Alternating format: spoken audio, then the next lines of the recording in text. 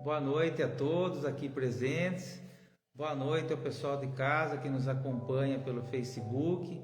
Estamos iniciando mais uma reunião de estudos do Evangelho de Jesus à luz da doutrina espírita. Eu convido todos vocês nesse momento para que juntos nós possamos unir os nossos bons sentimentos, os nossos bons pensamentos em torno da prece, pedindo a Deus, nosso Pai, a Jesus e aos bons espíritos que nos auxiliem na nossa reunião de hoje, nos dando muita paz, harmonia, bom entendimento das lições que vamos estudar hoje e a proteção necessária. Que a equipe espiritual da casa esteja conosco, nos assistindo, nos auxiliando, nos intuindo para o bom entendimento e para o bom término da nossa reunião. Pai nosso que estais nos céus, santificado seja o vosso nome.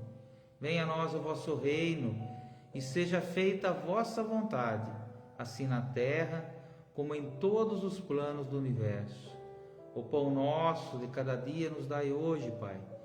Perdoa as nossas ofensas, assim como nós perdoamos aqueles que nos têm ofendido, e não nos deixes cair em tentações, mas liberta-nos do mal, para o teu reino, que é toda luz, poder, bondade e glória para sempre. Que assim seja. A nossa lição de hoje é do livro Jesus no Lar, Explicações do Mestre, capítulo 3. Em plena conversação edificante, Sara, a esposa de Benjamim, o criador de cabras, ouvindo comentários do mestre nos doces entendimentos do lar de Cafarnaum, perguntou de olhos fascinados pelas revelações novas. A ideia do reino de Deus em nossas vidas é realmente sublime. Todavia, como iniciar-me nela? Temos ouvido as pregações à beira do lago e sabemos que a Boa Nova aconselha, acima de tudo, o amor e o perdão. Eu desejaria ser fiel a semelhantes princípios, mas sinto-me presa a velhas normas. Não consigo desculpar os que me ofendem. Não entendo uma vida em que troquemos nossas vantagens pelos interesses dos outros. Sou apegada aos meus bens e ciumenta de tudo o que aceito como sendo propriedade minha. A dama confessava-se com simplicidade, não obstante o sorriso desapontado de quem encontra obstáculos quase invencíveis. Para isso, comentou Pedro, é indispensável a boa vontade. Com a fé em nosso Pai Celestial, aventurou a esposa de Simão, atravessaremos os tropeços mais duros. Em todos os presentes, transparecia ansiosa expectativa quanto ao pronunciamento do Senhor, que falou em seguida a longo silêncio. Sara, qual é o serviço fundamental de tua casa? É a criação de cabras, redarguiu a interpelada, curiosa. Como procedes para conservar o leite inalterado e puro no benefício doméstico? Senhor, antes de qualquer providência, é imprescindível lavar cautelosamente o vaso em que ele será depositado. Se qualquer detrito ficar na ânfora, em breve todo o leite se toca de franco azedume e já não servirá para os serviços mais delicados. Jesus sorriu e explanou. Assim é a revelação celeste no coração humano. Se não purificamos o vaso da alma, o conhecimento, não obstante superior, se confunde com as sujidades de nosso íntimo, como que se degenerando, reduzindo a proporção dos bens que poderíamos recolher. Em verdade, Moisés e os profetas foram valorosos portadores de mensagens divinas, mas os descendentes do povo escolhido não purificaram suficientemente o receptáculo vivo do Espírito para recebê-las. É por isto que os nossos contemporâneos são justos e injustos, crentes e incrédulos, bons e maus ao mesmo tempo. O leite puro dos esclarecimentos elevados penetra o coração como alimento novo, mas aí se mistura com a ferrugem do egoísmo velho. Do serviço renovador da alma restará então o vinagre da incompreensão, adiando o trabalho efetivo do reino de Deus. A pequena assembleia, na sala de Pedro, recebia a lição sublime e singela comovidamente, sem qualquer interferência verbal. O mestre, porém, levantou-se com discrição e humildade, afagou os cabelos da senhora que o interpelara e concluiu generoso: o orvalho num lírio alvo é diamante celeste, mas na poeira da estrada é gota lamacenta. Não te esqueças desta verdade simples e clara da natureza. Essa é então a nossa lição de hoje. Uma passagem onde Jesus ensina como no texto de Mateus, no qual ele diz assim, no capítulo 9, versículo 16 e 17 de Mateus, ele diz assim: ninguém deita remendo de pano novo em roupa velha, porque semelhante remendo rompe a roupa e faz-se rotura maior. Ninguém deita vinho novo em odres velhos, aliás, rompem-se os odres e entorna-se o vinho, e os odres estragam-se. Mas deita-se vinho novo em odres novos, e assim ambos se conservam. Nós vimos pela leitura aí a dificuldade de Sara. Ela estava entusiasmada com a boa nova, com os ensinamentos, mas ela tinha uma grande dificuldade em praticá-los. E nós também temos que avaliar as nossas dificuldades em praticar os ensinamentos do cristianismo, no nosso caso, através da doutrina espírita. Por que é tão difícil para nós essa purificação do nosso vaso, do nosso coração, da nossa alma? É que nós somos muito inconstantes ainda. Essa lição fala sobre a inconstância. Por isso que ele coloca num dos parágrafos ali: justos e injustos, crentes e incrédulos, bons e maus ao mesmo tempo. Em vários momentos de um único dia, nós podemos ser justos e no mesmo injustos. No mesmo dia, nós podemos praticar várias vezes a bondade e também nos deixarmos levar pela maldade. E assim, com relação à nossa crença. Muitos dias nós cremos fervorosamente, e em alguns dias nós nos deixamos levar pela incredulidade. Que fazer então? Porque essa inconstância nos atrapalha, e muito, e nós não percebemos. Passamos de um sentimento ao outro em questão de segundos.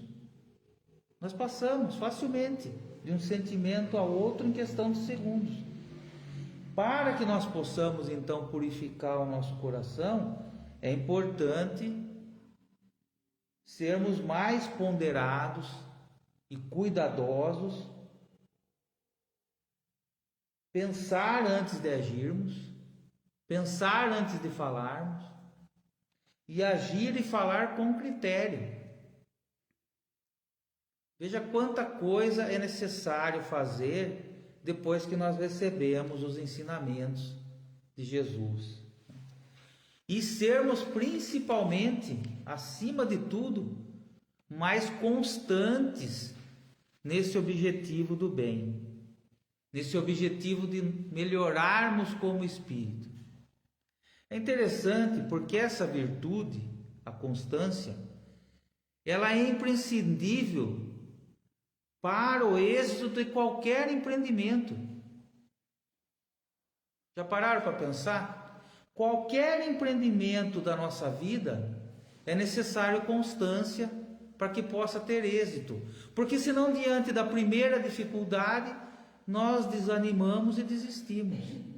Imagine para esse empreendimento de melhoria moral, que é o mais importante para nós. Então nós temos que ter constância nele também. Por que Jesus aborda isso nessa lição?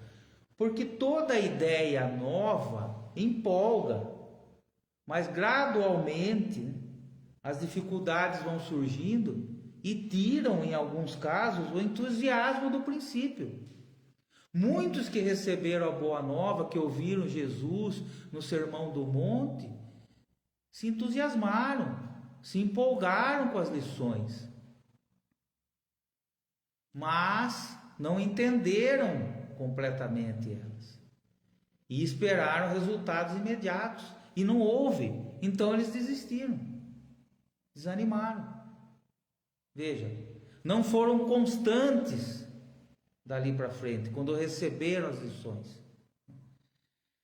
Então isso aí, quando ocorre, quando tira esse entusiasmo do princípio, o que acontece? Cai o padrão de comportamento. Porque nós precisamos nos esforçar para manter um padrão de comportamento bom. Nós precisamos nos esforçar para manter as boas qualidades. As ruins vêm naturalmente, né? Não é assim? Não foi isso que Paulo de Tarso disse? O bem que eu quero fazer eu não consigo, mas o mal que eu não quero eu faço toda hora. Por que ele falou isso?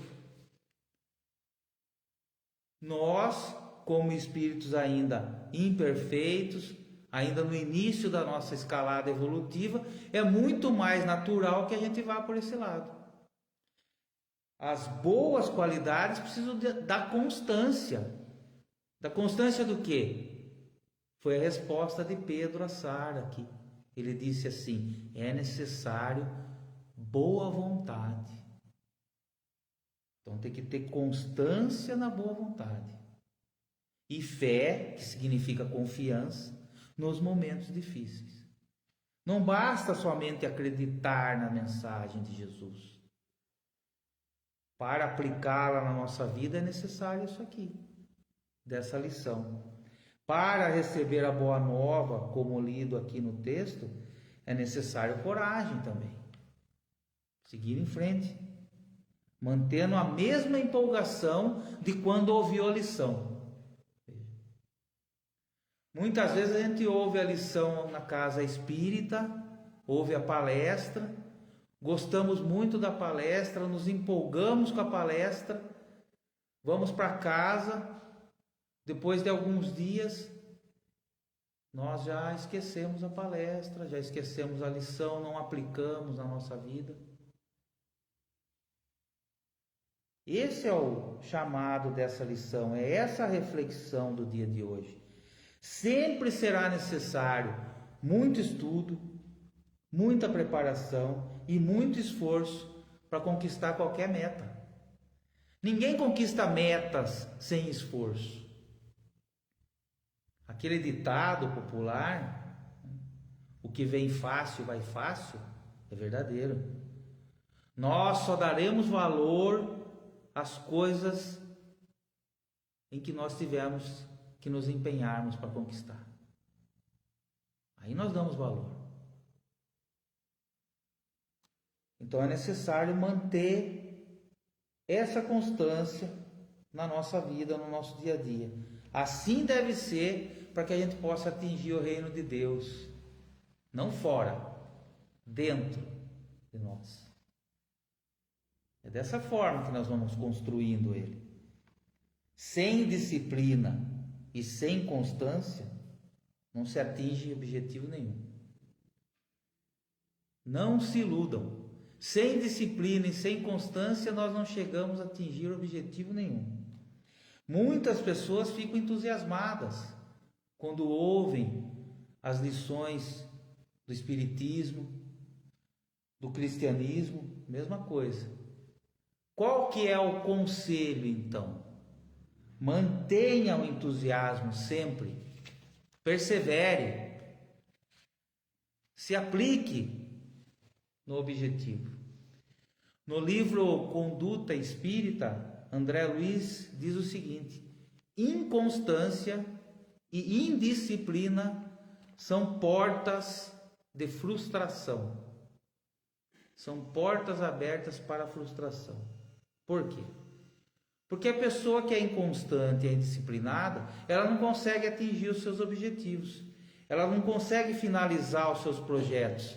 E daí ela culpa os outros. Quantos já não se frustraram com o Espiritismo? Já visitaram o Espiritismo? Quantos não se frustraram com o cristianismo? Porque talvez não tenham entendido a lição. Porque não perseveraram na mudança moral. Nós já usamos outras vezes o exemplo da entrada de Jesus em Jerusalém. Foi triunfal. Jesus entra em Jerusalém, é recebido pelo povo, é ovacionado, é aplaudido, é recebido muito bem. Uma semana depois, muitos dos que o receberam gritaram Barrabás.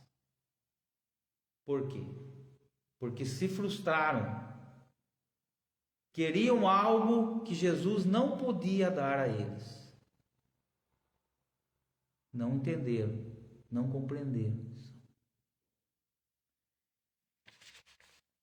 Eles poderiam, e nós também podemos, recolher muito mais benefícios, muito mais coisas boas com a revelação divina, se nós limparmos melhor os nossos corações, a nossa mente, dos hábitos equivocados e mantivermos constância e disciplina dos bons hábitos na nossa conduta. É isso que representa a ânfora suja e o leite puro, que ele explica aqui para Sara. Jesus usava sempre o dia a dia deles lá, né? Então naquela região muitos criadores de cabra. Então ele pergunta para ela: o que é mais necessário lá no trabalho da sua casa? O que é mais importante? O que é imprescindível? Veja a palavra, imprescindível. E ela diz o seguinte: é imprescindível que eu limpe muito bem o vasilhame, a ânfora, antes de colocar o leite, senão o leite azeda. Eu tenho que limpar com cautela. E isso é todo dia. E quando é todo dia, o que é? É constante. Vejam, constante. Constantemente ela tinha que fazer isso, senão o leite estraga. O que é o leite? O que representa o leite? A mensagem divina, que vem pura para nós. Então é imprescindível esse esforço. E o que ela faz com o leite? O que a ânfora? Ela serve para quê? Para conservar o leite puro. Veja a dificuldade. Nós temos dificuldade em conservar os ensinamentos puros em nosso coração, por conta de nós não sermos constantes, de nós não sermos cautelosos. Para isso que Jesus está nos chamando. Então ele está dizendo para Sara e para todos nós, essa é a explicação. Sara, limpe-se dos vícios com a mesma dedicação e cautela que você limpa as ânforas, para receber e conservar o leite, senão eles atrapalharão na recepção e na conservação das virtudes celestes que eu venho trazer. Essa é a nossa lição de hoje. Eu convido vocês então para que todos juntos nesse momento nós possamos mais uma vez, unindo os nossos bons sentimentos, os nossos bons pensamentos, elevar em prece a Deus nosso Pai, a Jesus, aos bons espíritos, agradecendo a essa bela e singela lição que nos foi trazida na noite de hoje, com muita simplicidade, mas com muito amor e carinho no nosso coração. Vamos pedir à equipe espiritual da casa que fluidifique a nossa água e aplique os passes regeneradores à distância. Vamos orar por todos os nossos irmãos que enviaram seus pedidos de ajuda à nossa casa espírita. Vamos orar também por aqueles que se encontram doentes nos seus lares, pelos nossos amigos, pelos nossos familiares. Pedir a Jesus que esteja conosco no nosso lar em mais essa semana que se inicia através dos bons espíritos. Vamos orar e vibrar por todas as instituições sociais das nossas cidades, para todos os trabalhadores, voluntários e assistidos desses lares. Vamos orar e vibrar pelos hospitais, para as equipes médicas, da enfermagem, da limpeza, para os acompanhantes, voluntários e pacientes que lá se encontram. Que possam receber essa ajuda nesse momento. Vamos orar pelos presídios, para todos que cumprem suas penas e para os trabalhadores que lá se encontram. Por aqueles que cuidam da segurança, da administração das nossas cidades. Vamos vibrar e orar pelo nosso país, pelo Brasil. Que Deus abençoe o Brasil. E que as nossas preces, as nossas vibrações se juntem a de todos os nossos irmãos que oram pelo planeta Terra, pelos necessitados, pelos que sofrem com a fome, com as guerras, com a violência, com as doenças, que possam receber essa ajuda. E finalmente, lembrar dos nossos irmãos desencarnados que sofrem no plano espiritual. Que as nossas preces, as nossas vibrações possam chegar até eles. Pai nosso que estais nos céus, santificado seja o vosso nome.